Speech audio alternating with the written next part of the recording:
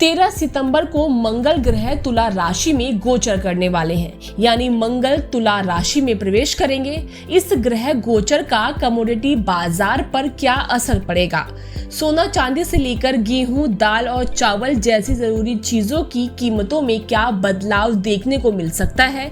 इस बारे में विस्तार से बता रहे हैं ज्योतिषी हरीश तिवारी। जो ये मंगल देव का गोचर होगा, ये उनसे जुड़ी जो तुला राशि से जुड़ी जो भी कमोडिटीज हैं या नक्षत्रों से जुड़ी जो कमोडिटीज हैं, उनकी कीमतों में उछाल आना स्वाभाविक माना जा रहा है।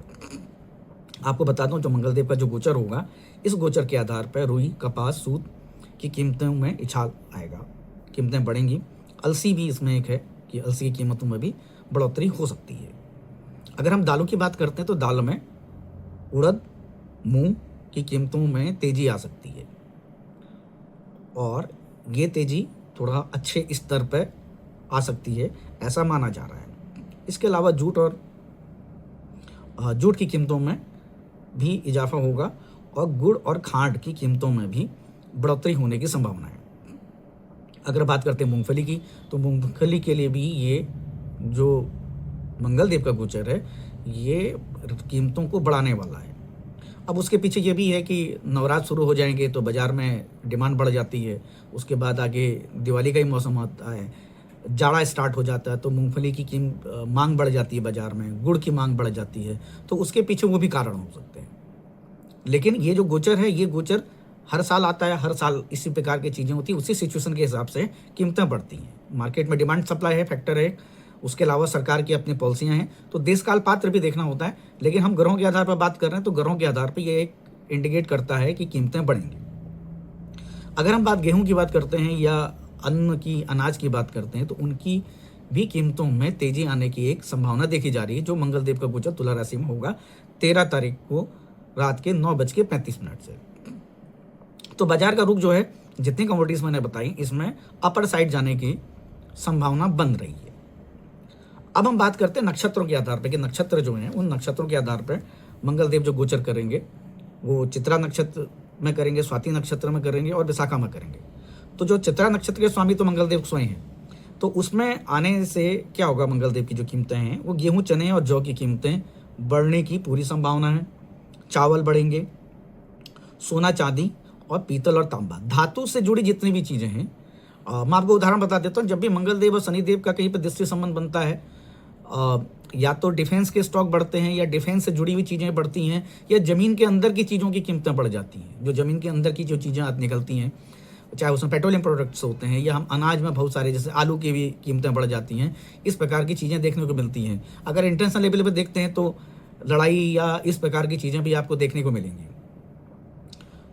षडाष्टक योग बन जाता है, तो वहाँ पर भी इस प्रकार की चीज़ें देखने को मिलती हैं। तो कहीं ना कहीं पर कुछ न कुछ चीज़ें नेगेटिव, मतलब अगर मार्केट में कीमतें बढ़ रही हैं तो उसको नेगेटिव माना जा सकता है।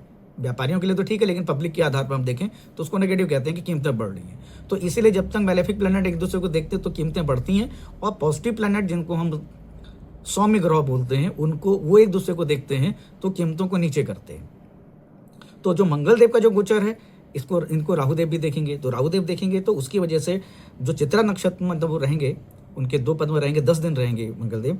तो 10 दिन के अंदर गेहूं, चना, जौ, चावल, सोना, चांदी, पीतल, तांबा में तेजी आने की पूरी संभावना है। हाँ, एक बात और गोचर से इंडिकेट हो रहा है कि कुछ ऐसी बीमारी भी बाजार में आ सकती है, या ऐसी कोई बीमारी भी आ सकती है जिससे आम आदमी प्रभावित हो। कोई बीमारी जो जनता के बीच में आए, और वो भी एक संभावना बनती है। अब हम बात करें स्वाति नक्षत्र में, जो राहुदेव का नक्षत्र है। तो राहुदेव के नक्षत्र में जब मंगलदेव प्रवेश करेंगे, 20 दिन के लिए रहेंगे यहाँ पर, तो गेहूं, तिल, रुई की कीमतों में तेजी आने की संभावना बताई जा रही है।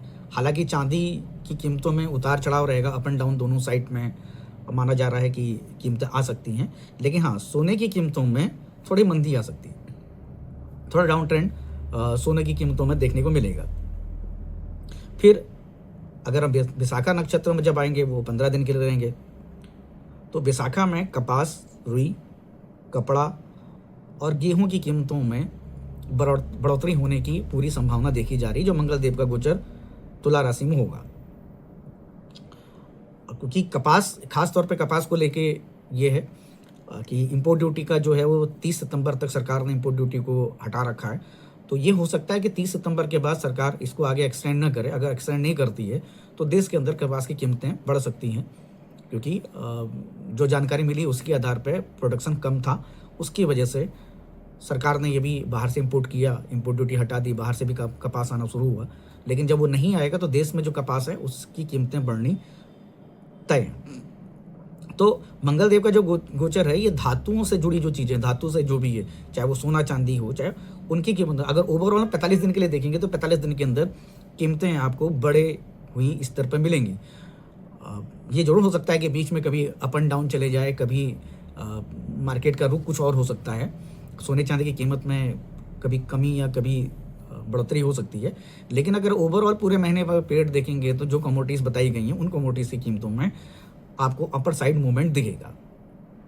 तो ये था मंगल देव का गोचर जिस पे हमने बात की। अब अगले अंक में हम बुध देव का गोचर, शुक्र देव के गोचर और सूर्य देव के गोचर की बात करेंगे, क्योंकि ये जो 4 ग्रहों का गोचर है ये हो रहा है। सूर्यदेव का 17 तारीख को गोचर होगा और 15 तारीख को बुध देव का गोचर होगा। तो ये गोचर के आधार पर भी, क्योंकि ग्रह जो हैं वो नक्षत्रों में जाते हैं और उनसे जुड़े हुए चीज़ों को उन पे प्रभाव डालते हैं और उसी के हिसाब से बाजार में कमोडिटीज़ की कीमतों में बढ़ोतरी होती है। तो आपको कैसा लगा कार्यक्रम जरूर बताएं। इस चैनल को लाइक करें, सब्सक्राइब करें और अपने दोस्तों में शेयर करें और कमेंट्स जरूर दें। सर का पसीना जब माथे को आता है वो किसान है जो अपने दम पर फसल को उगाता है। आन है, बान है, शान है, किसान है। किसान इंडिया, चलेगा हल, बढ़ेगा बल।